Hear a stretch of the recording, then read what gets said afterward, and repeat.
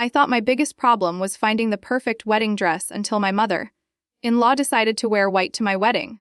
But that was just the beginning of what would become the most twisted family drama I never saw coming. My name is Sarah, and I'm a financial advisor in Chicago.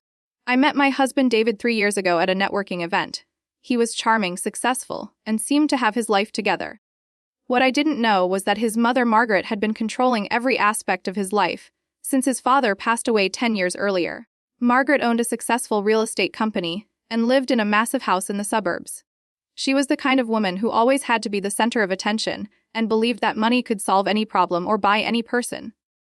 From the moment David introduced us, I could tell she was sizing me up like I was some kind of threat to her perfect little world. The first red flag came during our second meeting. We were having dinner at an expensive restaurant that Margaret had chosen. She spent the entire evening talking about David's ex-girlfriend Jessica, who apparently came from a wealthy family and worked as a lawyer at a prestigious firm. She would say things like, "Oh, Jessica was so elegant and sophisticated. She really understood our family's values. She came from such good breeding." I sat there smiling politely while David looked uncomfortable but said nothing to defend me. After dinner, Margaret pulled me aside in the parking lot. She looked me up and down with this cold smile and said, "Honey, I can tell you're a sweet girl, but David needs someone who can match his lifestyle and social standing. Someone who understands what it means to be part of our family. I hope you understand what I'm trying to say." I understood perfectly. She was telling me I wasn't good enough for her son. Over the next few months, Margaret's behavior became increasingly passive-aggressive. She would invite David to family events and conveniently forget to invite me. When I did attend gatherings, she would introduce me to people as David's friend instead of his girlfriend. She would make comments about my clothes, my job, even my apartment. The worst part was that David never stood up for me. He would apologize privately and say that's just how she is, or she means well but she's set in her ways. I started to feel like I was going crazy, wondering if I was being too sensitive or if her behavior was really as bad as I thought. Things escalated when David proposed. I was over the moon until Margaret's reaction brought me crashing back to reality. She barely looked at my ring and immediately started talking about how Jessica had received a 3-carat diamond from Tiffany's when she got engaged to her current husband. Then came the wedding planning nightmare. Margaret insisted on being involved in every decision. She criticized my choice of venue, my dress, my flowers, even my guest list. She kept suggesting we invite Jessica and her family because they're such close family friends. The breaking point came 2 weeks before the wedding. I was at the bridal shop for my final fitting when Margaret walked in wearing a white dress. Not cream, not ivory, but pure white. The same shade as my wedding dress. I stared at her in shock. "Margaret, that's a beautiful dress, but it's white. You know I'm wearing white to the wedding, right?" She smiled that cold smile again. "Oh, this old thing. It's actually cream. I thought it would be perfect for the mother of the groom. Besides, it's such a classic color and I look so good in it." The sales associate looked between us nervously. The dress was clearly white and everyone in the room knew it. I felt my face burning with embarrassment and anger. "Margaret, I really think you should choose a different color. It's traditionally inappropriate for anyone other than the bride to wear white to a wedding." She laughed dismissively. "Oh, sweetie, you're being so dramatic. It's just a color. I'm sure no one will even notice. Besides, I already bought it and had it altered. It would be such a waste to return it now." I left the bridal shop feeling defeated and called David immediately. When I told him what happened, he sighed heavily and said, "I'll talk to her, but you know how she is about returning things. Maybe it's not worth making a big deal about it." That night I lay awake thinking about everything that had happened over the past 2 years. Margaret's constant criticism, her attempts to exclude me, her obvious preference for Jessica, and now this ultimate disrespect. I realized that if I didn't stand up for myself now, I would be dealing with this behavior for the rest of my marriage. I spent the next day doing research and making phone calls. As a financial advisor, I had access to various databases and resources that most people don't know about. I decided to dig into Margaret's business and personal finances to see if there was anything interesting. What I found was shocking. Margaret's real estate company was in serious financial trouble. She had been using client escrow funds to cover her personal expenses and business debts. This was not only unethical but completely illegal. She could face criminal charges and lose her license. I also discovered that the house she lived in was actually owned by David. His father had left everything to him in the will, but Margaret had been managing the estate and living in the house as if it were hers. David had no idea about any of this because he trusted his mother completely and never questioned the financial arrangements. Armed with this information, I made a decision that would change everything. I called Margaret and asked to meet with her privately. We met at a coffee shop near her office. Margaret, I need to talk to you about the white dress situation and some other things that have been bothering me. She rolled her eyes. Sarah, I thought we settled this. I'm wearing the dress, and that's final. You need to stop being so controlling. Actually, Margaret, I think you're the one who's been controlling. For 2 years, you've tried to make me feel unwelcome in this family. You've criticized everything about me and made it clear that you don't think I'm good enough for David. She started to interrupt, but I held up my hand. I'm not finished. I know about your business, Margaret. I know about the missing escrow funds and the creative accounting you've been doing to keep your company afloat. I also know that the house you live in actually belongs to David, not you. Her face went completely white. I don't know what you're talking about. I pulled out a folder with copies of bank statements, property records, and financial documents. Oh, I think you do know exactly what I'm talking about. You've been stealing from your clients and lying to your son about his inheritance. Margaret's hands were shaking as she looked through the papers. Where did you get these? That's not important. What's important is what happens next. You have 2 choices, Margaret. You can continue to treat me with disrespect and try to sabotage my marriage to your son, in which case I'll be forced to report your illegal activities to the state licensing board and the district attorney's office. She stared at me in shock. Or you can start treating me with the respect I deserve as David's wife. That means no more criticism, no more excluding me from family events, and definitely no more wearing white to my wedding. It also means you'll start being honest with David about his father's estate. But Sarah, you don't understand. I've been protecting David from having to deal with all these financial responsibilities. I've been managing everything so he can focus on his career. By stealing from your clients and lying to him. That's not protection, Margaret. That's fraud. I leaned forward and looked her directly in the eyes. Here's what's going to happen. You're going to return that white dress and buy something appropriate for the mother of the groom. You're going to stop interfering in my relationship with David, and you're going to start the process of transferring the house and other assets to David where they legally belong.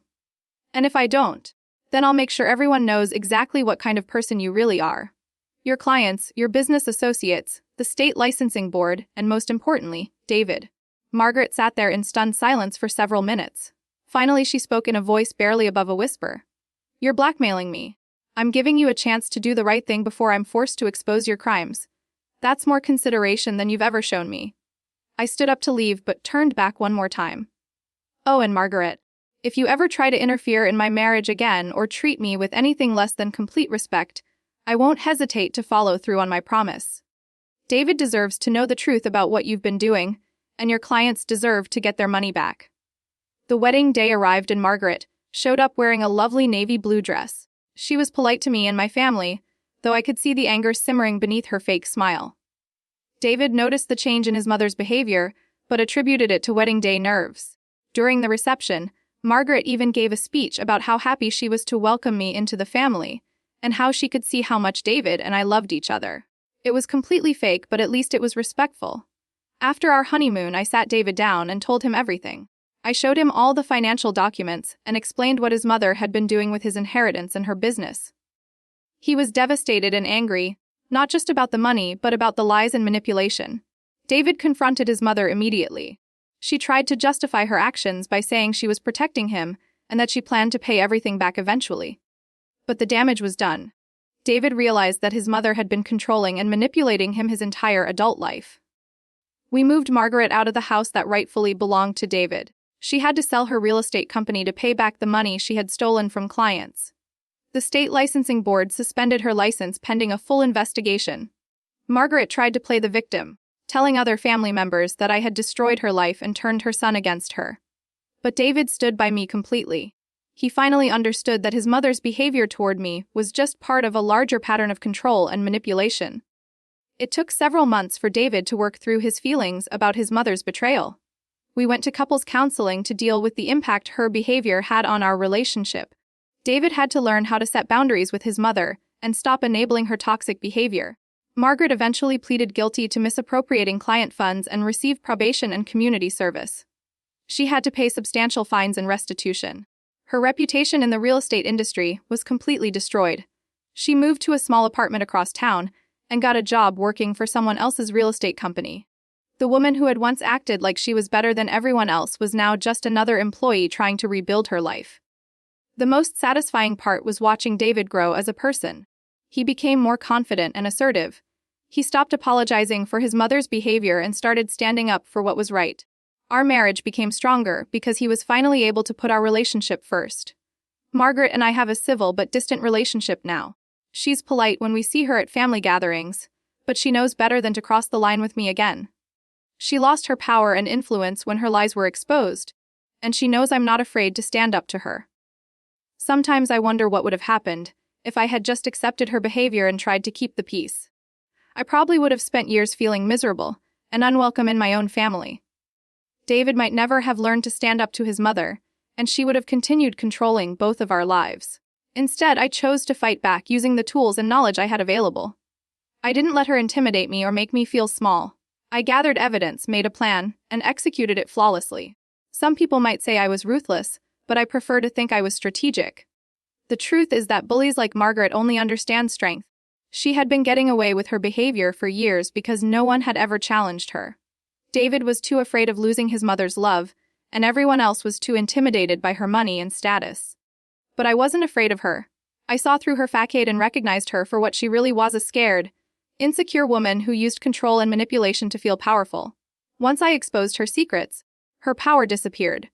Now when I see other women dealing with difficult in-laws, I always tell them the same thing: don't let anyone make you feel unwelcome in your own family. Set boundaries early and stick to them. Document inappropriate behavior and don't be afraid to stand up for yourself. Marriage is supposed to be a partnership between two people, not a battle for control with extended family members. If your spouse won't defend you against their family's bad behavior, then you have bigger problems than just difficult in-laws. In my case, David eventually came around and supported me completely. But I was prepared to end the relationship if necessary. I wasn't going to spend my life being disrespected and undermined by someone who should have been welcoming me into the family. Looking back, I'm proud of how I handled the situation. I could have chosen to be petty or vindictive, but instead I used Margaret's own actions against her. I didn't have to lie or exaggerate anything. I simply exposed the truth about what she had been doing. The white dress incident was really just the final straw in a long series of disrespectful behaviors. But it was also the moment I realized I had the power to change the dynamic. Margaret thought she could walk all over me because I was young and came from a modest background. What she didn't realize was that I had skills and resources she didn't know about. My job as a financial advisor had taught me how to research and analyze complex financial situations. I knew how to find information and how to use it effectively. Margaret had underestimated me from the beginning. She saw me as some naive young woman who would be easily intimidated by her wealth and status. She never imagined that I would fight back, let alone that I would be so effective at it. The irony is that if Margaret had just treated me with basic respect from the beginning, none of this would have happened. I never wanted to be her enemy. I just wanted to be accepted as part of the family. But Margaret's need to control and dominate made that impossible. She created the conflict that ultimately led to her downfall. Her own arrogance and illegal behavior gave me the weapons I needed to defeat her. Today, David and I have been married for 2 years, and we're expecting our first child. Margaret will be a grandmother, but she'll have to earn the right to be involved in our child's life.